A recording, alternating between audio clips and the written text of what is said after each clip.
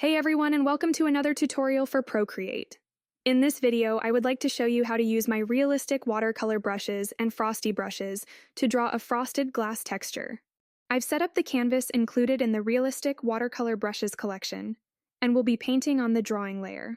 Additionally, I've added a rectangular frame to achieve a consistent and even shape. Let's select the first brush and a color palette that includes different shades of blue. And let's move the color palette to the workspace for easier use. I'll start by filling in the area using 4 different shades of blue. To add depth and dimension, we'll vary the tones, making some areas lighter and others darker. This gradual variation in shading will help create a more natural and realistic texture, giving the artwork a lifelike frosty effect. Now I'm going to select the water wash brush to blend the colors together. This will soften the edges between the shades and create a smooth transition. Disable the layer with the frame and create a new layer on top of the drawing layer. Now I'm going to use a brush from the Frosty Brushes Collection. This collection of brushes is available for free for the Art Studio tier on my Patreon. Select any Frosty brush. I will be using brush number 5. Go to the color wheel and double tap to select white color. This brush has a pattern base and fills in continuously and seamlessly. Usually pattern brushes only keep the texture size by changing the application area. I have customized it so that if you increase the brush size, the texture size also increases. Fill the entire area using this brush. You can also fill the area twice to get a less transparent texture. Or you can double fill only the areas you need. So, using the same layer, let's change the brush to a snowy brush to make the texture a bit softer and more realistic. And add some of that snowy and soft texture on top. Change the level of pressure on the brush to get a finer or coarser texture.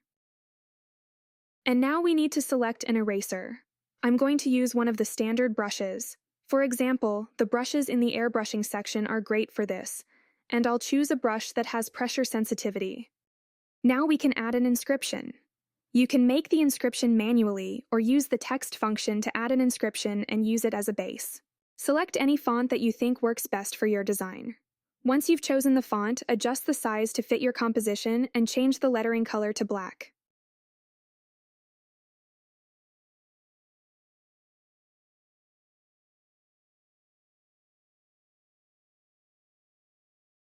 And next, we'll set the opacity to 25%. We're going to use this as a base. Select the layer where we drew the frozen texture, and using the eraser, we'll cut out this inscription.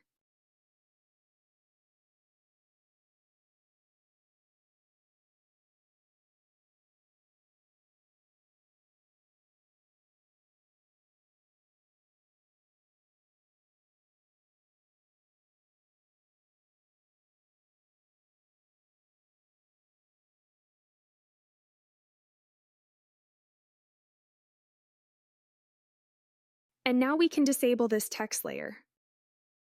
We'll fix our lettering a little bit, and we can also add some decorative elements.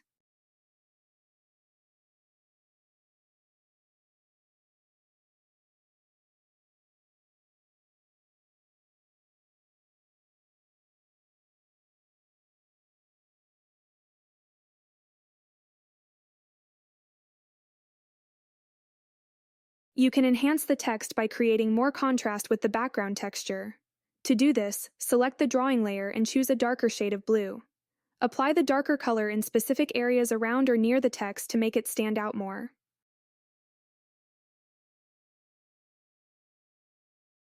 Once you've added the darker shades, use the water wash brush to blend the colors smoothly. This will create a natural gradient and make the text pop against the texture. With these brushes, you can create a frosty texture in minutes and use your design for a cover, card, and any other item. Join my Patreon if you're looking to improve your skills with watercolor brushes. On my Patreon, you'll find over 100 step-by-step tutorials along with video lessons and other valuable resources to support your painting journey. I hope you found this lesson helpful. Thank you for watching, and I look forward to seeing you in the next lesson.